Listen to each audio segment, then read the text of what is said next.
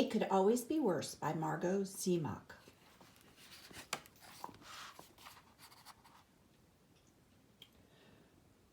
Once upon a time, in a small village, a poor, unfortunate man lived with his mother, his wife, his 6 children, in a little one-room hut. Because they were so crowded, the man and his wife often argued. The children were noisy and they fought. In winter, when the nights were long and the days were cold, life was especially hard. The hut was full of crying and quarreling. One day, when the poor unfortunate man couldn't stand it any more, he ran to the rabbi for advice.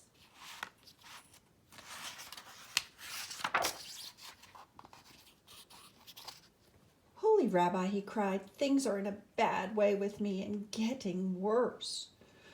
We are so poor that my mother, my wife, my 6 children, and I all live together in one small hut.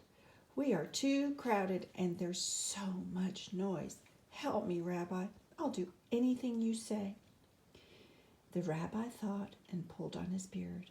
At last he said, "Tell me, my poor man, do you have any animals, perhaps a chicken or 2?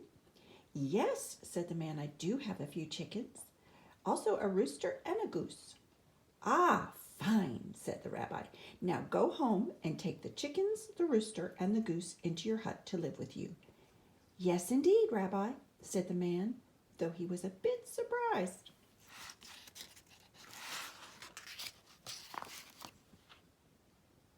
The poor unfortunate man hurried home and took the chickens, the rooster, and the goose out of the shed and into his little hut.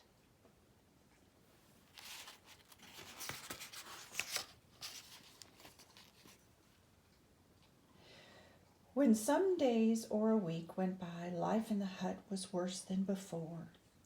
Now, with the quarreling and crying, there was honking, crowing, and clucking. There were feathers in the soup. The hut stayed just as small, and the children grew bigger. When the poor unfortunate man couldn't stand it any longer, he again went to the rabbi for help.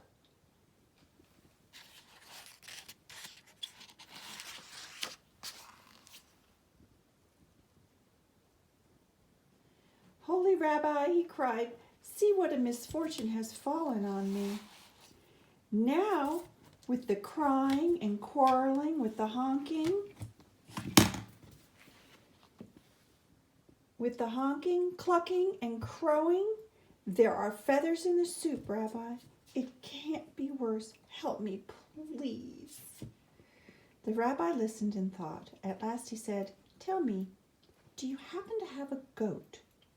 "Oh, yes, I do have an old goat, but he's not worth much." "Excellent," said the rabbi. "Now go home and take the old goat into your hut to live with you." "Oh, no." "Do you really mean it, Rabbi?" cried the man. Come now, my good man, and do as I say at once," said the rabbi.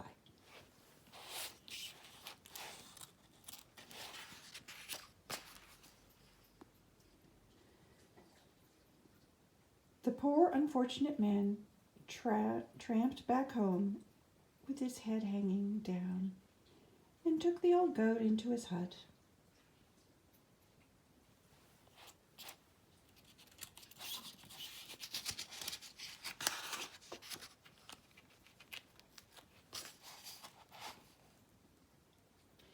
When some days or a week had gone by, life in the little hut was much worse.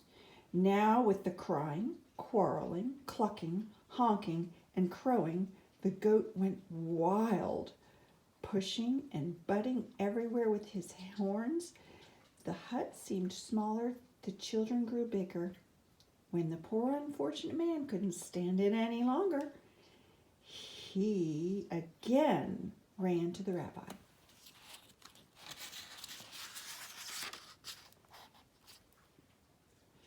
"Holy Rabbi, help me," he screamed. "Now the goat is running wild. My life is a nightmare." The rabbi listened and thought. At last he said, "Tell me, my poor man, is it possible that you have a crow? Young or old, doesn't matter." "Yes, Rabbi, it's true, I have a crow," said the poor man fearfully. Go home then, said the rabbi, and take the crow into your hut. Oh, no, surely not, Rabbi, cried the man. Do it at once, said the rabbi.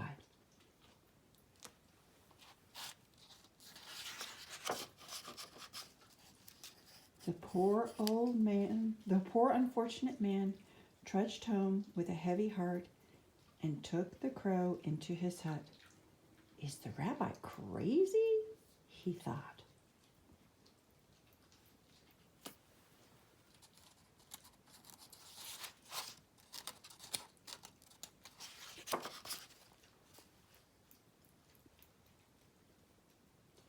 When some days or a week went by, life in the hut was very much worse than before.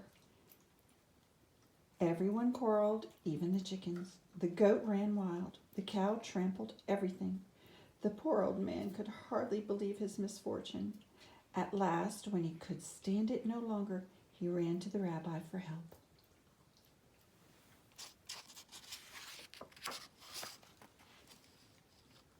Holy Rabbi, he shrieked. Help me, save me, the end of the world has come. The cow is trampling everything. There's no room even to breathe. It's worse than a nightmare. The rabbi listened and thought. At last he said, Go home now, my poor unfortunate man, and let the animals out of your hut. I will.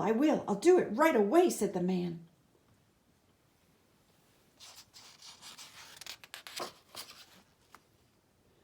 The poor unfortunate man hurried home and let the cow, the goat, the chickens, the goose, and the rooster out of his little hut.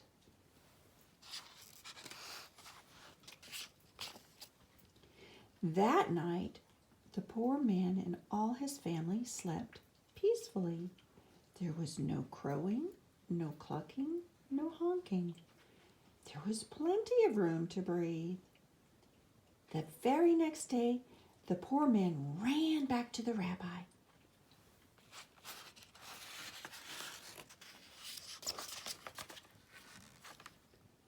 Holy Rabbi, he cried, you have made life sweet for me.